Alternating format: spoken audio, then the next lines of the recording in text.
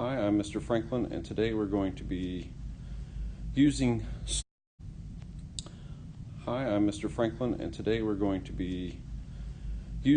slope to go from a distance versus time graph here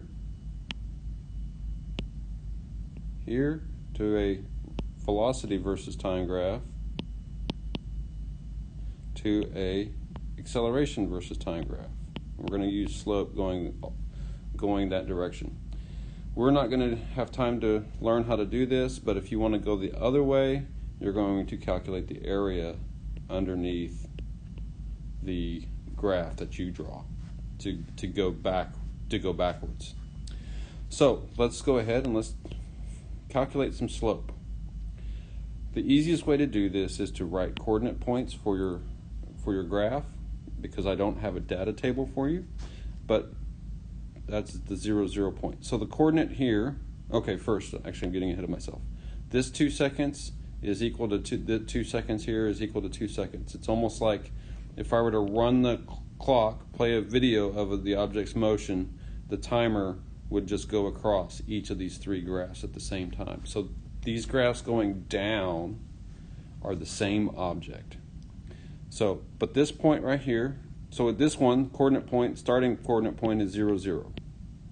But this one, the coordinate point is 2 in the x and 8 in the y. So now I can do slope. So 8 minus 0 divided by 2 minus 0, because it's change in y over change in x, right? 8 divided by 2, which equals 4.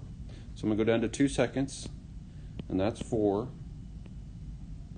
Now, this is a straight line up here, so this is actually going to be flat across, all the way across. It's always at 4. And so my coordinate point here is going to be 2, 4. My coordinate point here at the beginning is going to be 0, 4. Okay, so if I do the slope of this one, we have 4 minus 4 divided by 2 minus 0 equals 0 divided by 2, which equals 0. So down here, the graph would be 0, because it's a flat line. There's no slope to that. Okay? So try this middle one on your own. Try this middle one. Write your coordinate points, find the slope, and then once you finish that, try it on your own, then you can come back and check your answer. So we have 318, and we have 0, 0. So 18 minus 0, 3 minus 0, 18 divided by 3, which equals 6. So this is 6. And 3 seconds, and it's straight across. If it's straight across, this one's going to be 0. But we can show our math. This is 3, 6, and 0, 6. 6 minus 6 equals 0 over 3 minus 0, which equals 0. Okay, so we have these two graphs, starting with your distance versus time graph. They're straight lines, so we know they have no acceleration. Okay, now this third one. We have a curved line. So this graph, these points are actually on a curve, okay? And then I took the tangent line, our vocabulary words, I took her tangent lines, and I've created a line going through a point at time equal 1, time equal 2, time equal 3. In other words, I've created something where we can calculate the slope off of this curved line. So there's 3 slopes. So we have point 318, and let's do this in red, 318, and then we have point 2, 8, and then we have 1, 2. Okay? So now, and they all go from 0, 0 is our starting point. So we're going to have 18 minus 0 divided by 3 minus 0 which equals 6. And then we're going to have 8 minus 0 divided by 2 minus 0, which equals 4. And then we're going to have 2 minus 0 divided by 1 minus 0, which equals 2. So at time equal 1, 2, 3. So time equal 1, I'm going to have 2. Okay. At time equal 2, I'm going to have 4. At time equal 3, I'm going to have 6. And now I'm going to have a line that goes like that. Okay? Now I'm going to calculate the slope off of this line, which we only need to do, because this is a straight line, we only need to do the last point. So the last point is 3, 6. So, and this is 0, 0. So 6 minus 0 divided by 3 minus 0, 6 divided by 3 equals 2.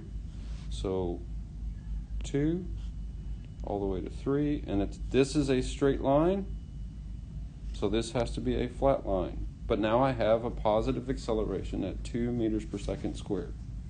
Okay? So now I hope you can see we went slope, slope, and we found our graph. Okay. You're going to have some that you're going to get to practice here. Okay, we've done this. So on this one, what I want you to do is, you've already done your graphs, you've figured these out. I want you to do this motion. So, first off, these first two, accelerated or constant speed? Okay, so what should your dot diagrams look like for those first two? If they're constant speed, they should be evenly spaced, right? As best you can. And one of them is faster than the other. No, that's wrong. Okay, evenly spaced, right? But object 3 is accelerating. It's positive acceleration, so it's going to spread out over time. Okay? And then you're going to do it again down here, and you're going to add your vector arrows. Okay? Okay, then you're going to work on this. Basically, you're going to do the same thing, slope, slope, slope, try to fill in these graphs. But on the back page, it asks you to look at a graph and say which one is going faster. Okay? How do you know? So which one is going faster? Which rule, or how do you know? Okay? Which lines have 0 acceleration? Okay? And what did you use to decide that?